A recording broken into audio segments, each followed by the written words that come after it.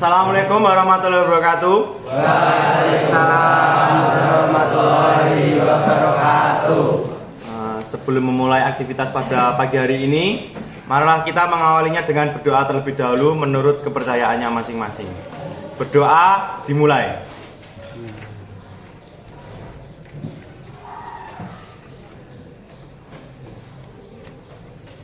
Berdoa selesai. Selamat pagi semuanya. Pagi. Bagaimana kabarnya anak-anakku semuanya? Sehat. Alhamdulillah. Ya. Pada pagi hari ini kita akan belajar lagi ya, yaitu teori mengenai bahan teknik. Ya. Sebelum itu saya absen terlebih dahulu ya. Ahmad Ridwan Maulana, Akila, Al Gibran sakit. Oh, dan Angga Setio, Anung Isma, Arhab Fadila, Arinanda Pratama, Arifin Ramadhani Pedrosa, Arta Syifa. Pada pagi hari ini kita akan melanjutkan pembelajaran kita mengenai pengolahan besi menjadi baja.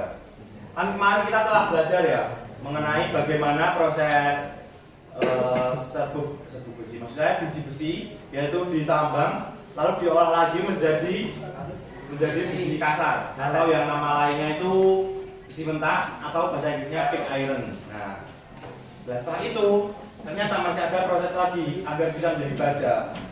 Nah, pada kali ini kita akan belajar mengenai bagaimana pemrosesan besi kasar. Dan sebelum masuk pada materi kita yang utama, marilah kita mengingat-ingat dahulu materi yang telah kita pelajari kemarin ya, yaitu tentang pengolahan dari biji besi menjadi besi kasar ya.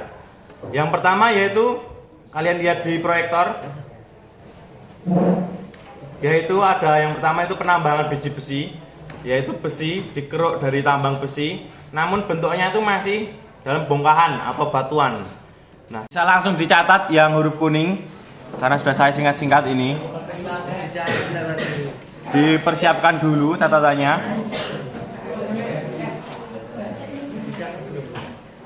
Belum, ini belum.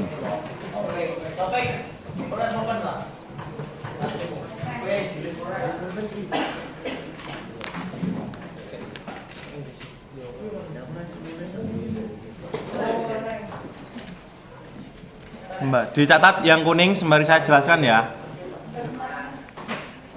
Kita akan masuk pada proses pengolahan baja. Yang saya masukkan pada sesi pembelajaran kali ini ada 3 proses pengolahan baja. Yaitu yang pertama ada yang namanya dapur baja oksigen. Lalu yang kedua yaitu dapur baja terbuka. Dan yang ketiga yaitu dapur baja listrik. Dapur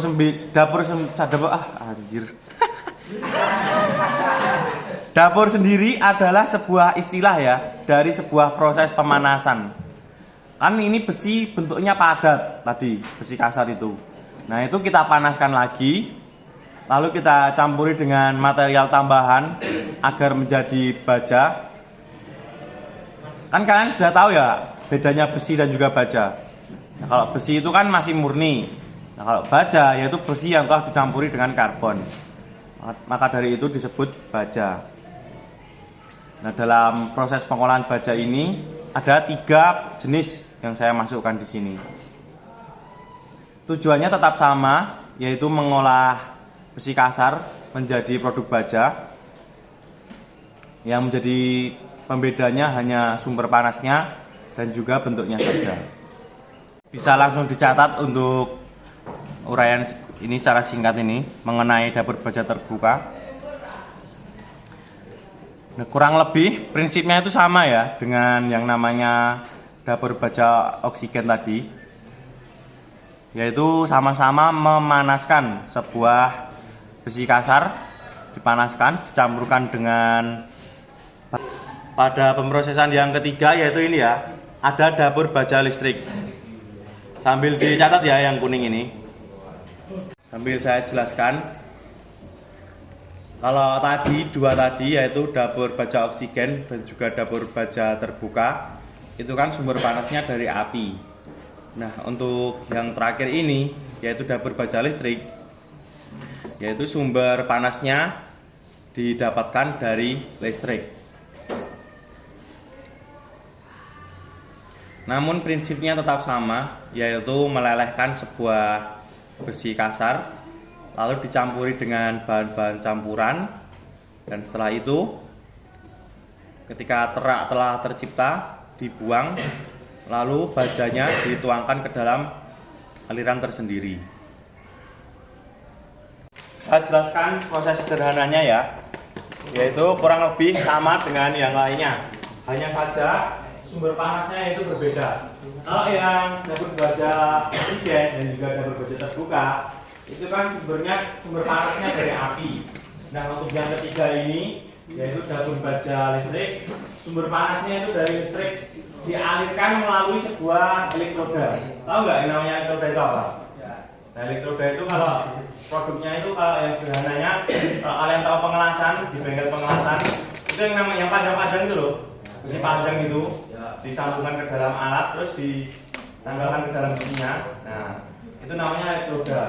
Fungsinya untuk apa? Yaitu merubah arus listrik menjadi sebuah panas.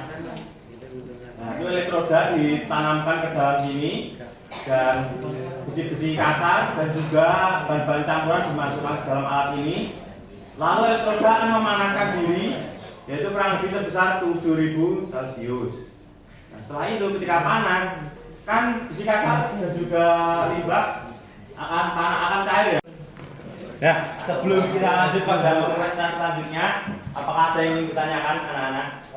Bagaimana? Mengapa terak besi harus dipisahkan? Oh iya, terak besi itu harus dipisahkan karena memang pada pemrosesan ini kan tujuannya untuk apa? Yaitu untuk memisahkan antara unsur besi murni dan juga sisa-sisa pembakaran atau limbah-limbah dari pemrosesan sebelumnya. Nah, maka dari itu yang kita butuhkan kan adalah produk besi murni yang ketika dicampur dengan karbon akan menjadi baja yang kuat.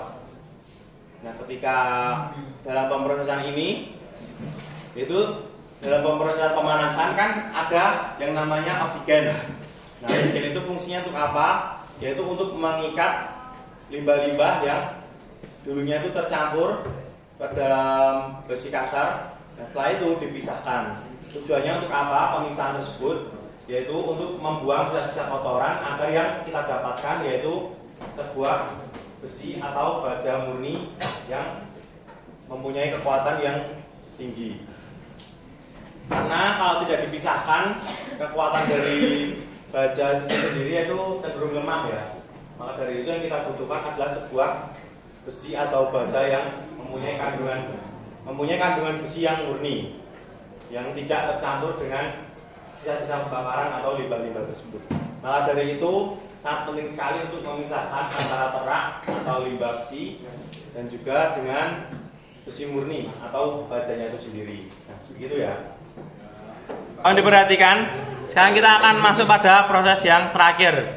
Cukup singkat ini, yaitu proses pembentukan dan bentuk-bentuk produk baja. Bisa ditulis judulnya saja ya, nggak perlu pengertiannya. Nah, mungkin pembelajaran cukup sekian dari saya. Apabila ada yang ingin ditanyakan atau ada yang ingin dikonsultasikan lebih lanjut, bisa hubungi saya lagi. Untuk tugasnya bisa dicek melalui Google Classroom dan juga bisa dikumpulkan segera ya. Jangan lupa untuk dikerjakan. Ya, senang bisa bertemu dengan kalian semua. Sebelum itu, marilah kita berdoa terlebih dahulu untuk menutup kegiatan pada pagi hari ini. Berdoa dimulai. Berdoa selesai. Ya. Selamat pagi semuanya. Pagi. Sekian.